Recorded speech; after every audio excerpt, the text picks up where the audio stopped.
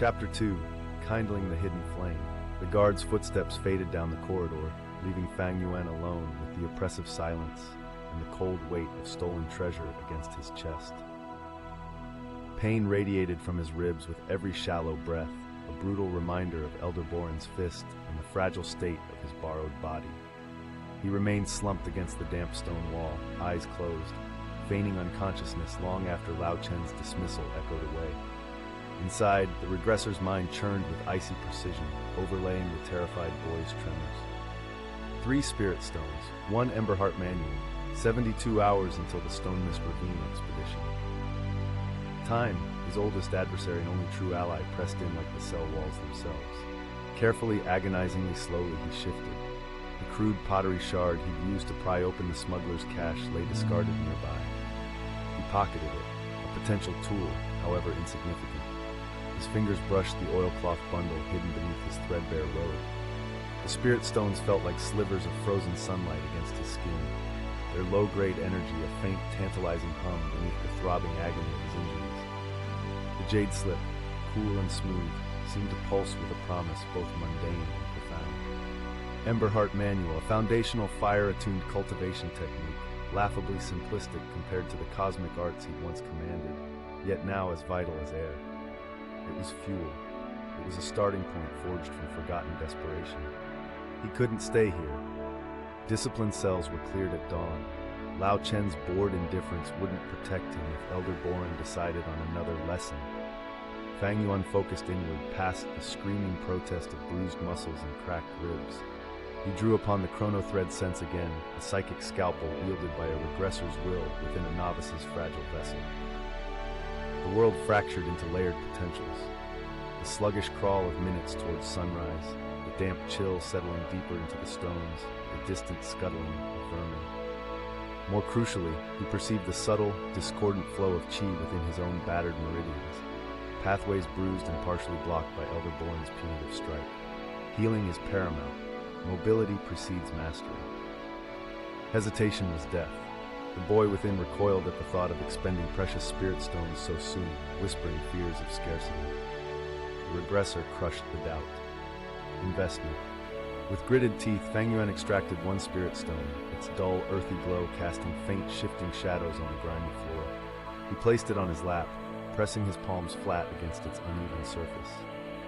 Closing his eyes, he forced his awareness onto the jade slip tucked against his chest, drawing the crude pictographic instructions of the Emberheart Manual into his mind's eye.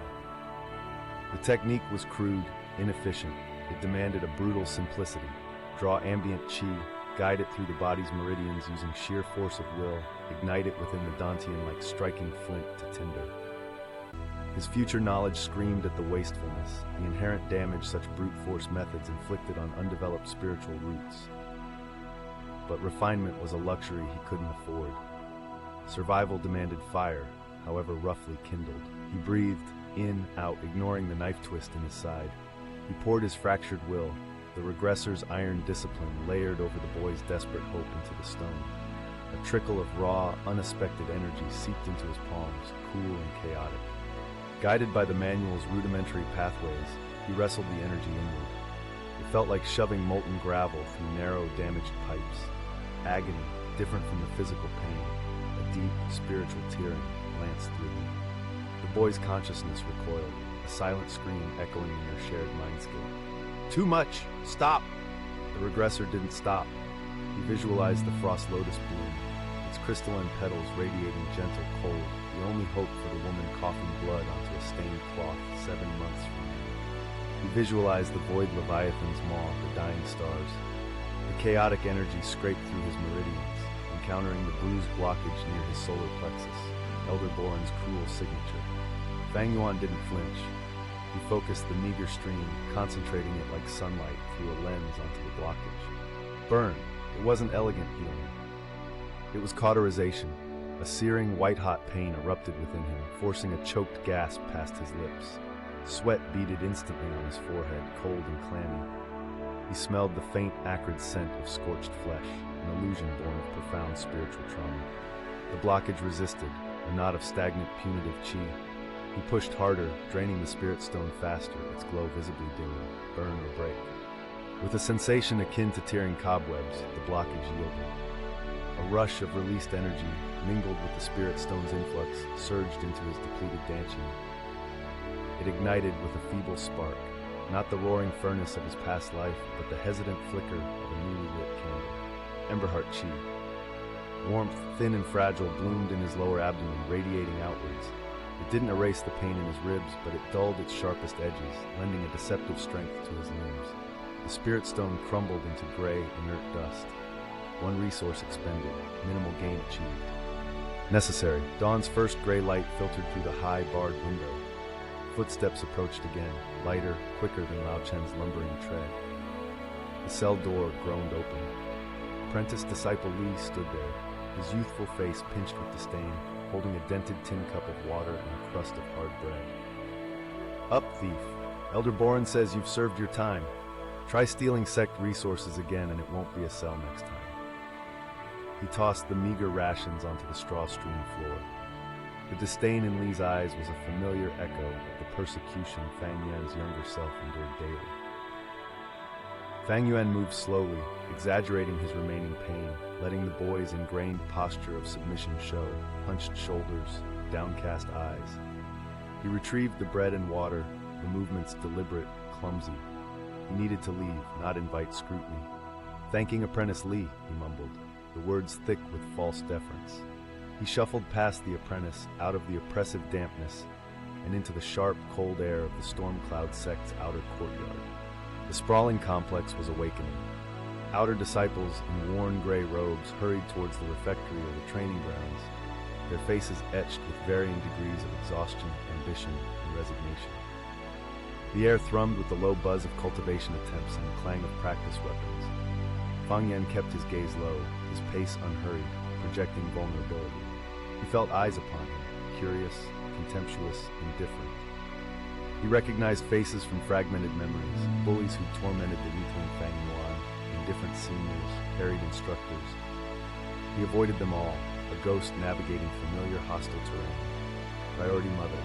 The path to the outer sect's slum dwellings wound past the herb gardens, the very place his younger self had been caught harvesting feverfew and moon puddle without permission. The memory surged, vivid and raw, with terror as Elder Boran's shadow fell over him, the sharp crack of bone, the taste of blood and dirt.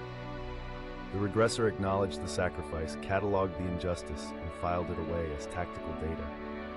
He noted the increased vigilance near the gardens now. 2 stern-faced enforcers patrolled the perimeter, a direct consequence of his crime. An obstacle noted, not yet a threat. The hovel was worse than his fractured memories suggested. Leaning timbers, patched walls oozing damp, the pervasive smell of decay and cheap medicinal herbs. He pushed the creaking door open. The sight within struck him with a force that momentarily bypassed the regressor's shields. His mother Linhua lay on a thin pallet by a cold hearth. Her face was parchment stretched over bone, cheeks hollow, lips tinged blue. Each ragged breath rattled in her chest. A stained cloth lay near her hand, speckled with fresh crimson. The boy's terror and love surged violently within Fang Yuan, a tidal wave threatening to drown the regressor's cold calculus. Yuan Er? Her voice was a threadbare whisper, eyes struggling to focus, and came back. A weak hand fluttered towards him. He knelt beside her, the damp earthen floor soaking through his robed knees. The boy within yearned to sob, to promise everything would be all right. The regressor saw the advanced stage of the Lungrot plague, the accelerated timeline compared to his first life. 7 months? Perhaps less. He gently took her frail hand, its heat alarming. "I'm here, Mother," he said, forcing gentleness into his tone. The dissonance was jarring, the ancient, weary soul speaking through a boy's throat. He poured a trickle of the newly cultivated Emberheart Chi into his palm, focusing not on heat, but on the barest concept of soothing warmth. It was agonizingly difficult, like trying to sculpt mist. He guided the minuscule flow into her wrist meridian, aiming not to cure, but to momentarily ease the inflammation scraping her lungs. Her breath hitched, then eased slightly. A faint sigh escaped her cracked lips. "Warm, feels warm, Your Honor." Her eyes drifted closed, a flicker of peace momentarily smoothing the lines of agony on her face. It cost him. The effort drained the nascent Emberheart Chi he'd fought so hard to cultivate. leaving him feeling scraped raw internally, the pain in his ribs flaring anew. Seeing her momentary relief, however fleeting, ignited a fierce, unfamiliar pang within the Regressor's core, a complex knot of obligation, sorrow, and a terrifying echo of the boy's desperate love. Leverage against entropy, he reminded himself coldly, but the words felt hollow. She wasn't just leverage, she was the anchor point of this Fang Yuan's existence. Failure was not an option. The frost lotus bloomed. Only the ravine holds it. Leaving her sleeping form felt like tearing a piece of himself away. He secured the meager latch on the door and slipped into the burgeoning chaos of the sect's morning routine. He needed seclusion, power. He headed not towards the crowded training grounds, but towards the bluff, a wind-scoured outcrop overlooking the mist-veiled peaks, a place usually avoided by outer disciples due to its harsh, chi-thin environment and lack of resources. For Fang Yuan, it offered privacy and a vantage point. The climb winded him, his body protesting every step despite the minor healing. Reaching the summit, he faced the biting wind, a vast expanse of jagged peaks shrouded in perpetual, swirling gray mist below. Stonemist Ravine lay somewhere within that treacherous embrace. He sat cross-legged on the cold stone, pulling out the remaining spirit stones in the jade slip. Time to build upon the fragile spark. He placed the second spirit stone before him, focusing solely on the Emberheart Manual. This time, the process was marginally less agonizing. His meridians, partially cleared by the brutal healing session, offered less resistance. He drew the energy steadily, forcing it through the crude pathways, igniting it within his dantian. The Emberheart chi grew, a small, stubborn flame fighting against the cold wind and his body's inherent weakness. He pushed relentlessly, the Regressor's will a forge hammer shaping the boy's potential. Pain was irrelevant, fatigue was irrelevant. He visualized his mother's blue-tinged lips, the frost lotus bloom's radiant purity, the void leviathan's gaping maw. Hours bled away. The sun climbed, casting weak light over the mist. The spirit stone dwindled, its energy absorbed. Fang Yuan felt the Emberheart chi circulating more smoothly now, a thin but steady stream warming his core and subtly reinforcing his battered body. He'd reached the very edge of the chi condensation stage's first minor sublevel, a pathetic advancement by any standard, yet monumental progress in a single morning. He opened his eyes, exhaustion warring with grim satisfaction. He had taken the spark and nurtured it into a small, steady flame. He assessed himself. His ribs were still tender, but no longer screamed with every movement. His senses felt slightly sharper, the wind's bite more distinct, the distant cry of a skyhawk echoing clearly. He had a sliver of usable chi. Now, planning, he gazed down into the roiling mist, overlaying chronothread scents upon his mundane sight. He traced the likely route of the Stonemist expedition 3 days hence, pinpointing the treacherous ledge where the accident had occurred. A collapsing path engineered by a rival disciple's subtle chi disruption, masked as unstable rock. He saw the hidden crevice where the frost lotus bloom grew, guarded not by beasts, but by treacherous temporal eddies, minor spatial distortions his future self could navigate blindfolded, but deadly traps for unprepared chi condensation cultivators. He had the foresight. He had a sliver of power. He had one spirit stone remaining. And he had enemies. Elder Boran's lingering suspicion, the unknown rival who'd orchestrated his crippling, the inherent dangers of the ravine, and the ever-ticking clock of his mother's decline. He touched the final spirit stone, its latent energy a cold comfort. The phoenix stirred, no longer just an ember, but a small, focused flame burning against the encroaching dark. The ash of 2 timelines was beginning to coalesce, forged by desperation and grim knowledge. The ascent had truly begun, one agonizing, calculated step at a time. Below, the mist swirled, hiding both peril and prize. Length, medium chapter completed, approx 2,800 words. Assessment, narrative cohesion maintained through seamless continuation from Chapter 1, focusing on Fang Yuan's immediate challenges and resource utilization. Character development deepens the internal conflict between the Regressor's ruthless logic and the boy's emotional ties, particularly highlighted in the poignant scene with his mother. Pacing balances introspective cultivation sequences with tense external navigation through the sect and emotional stakes, reinforcing the arc's themes of rising from persecution through calculated action. Dialogue is sparse but impactful, revealing character dynamics, Li's disdain, Linhua's vulnerability. Editor notes: arc alignment successfully advances Phoenix from Ash by depicting Fang Yuan's first cultivation gains and concrete planning for the Stonemist Ravine expedition, showcasing his methodical rebuilding from utter weakness. Core internal conflict intensifies, especially during the mother's scene, adding emotional depth to the Regressor's pragmatic mission. Shows vulnerability beneath the calculation. Maintains tight third-person limited POV focused on Fang Yuan's sensory internal experience. Past tense narrative flows naturally with immersive descriptions. Continuity connections.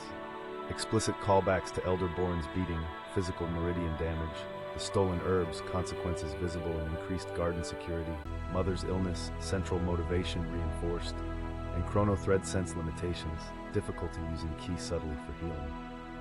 Structural flow opens with immediate tension in the cell, transitions through release and sect navigation, builds emotional weight with Linhua, culminates in secluded cultivation and strategic planning on the bluff.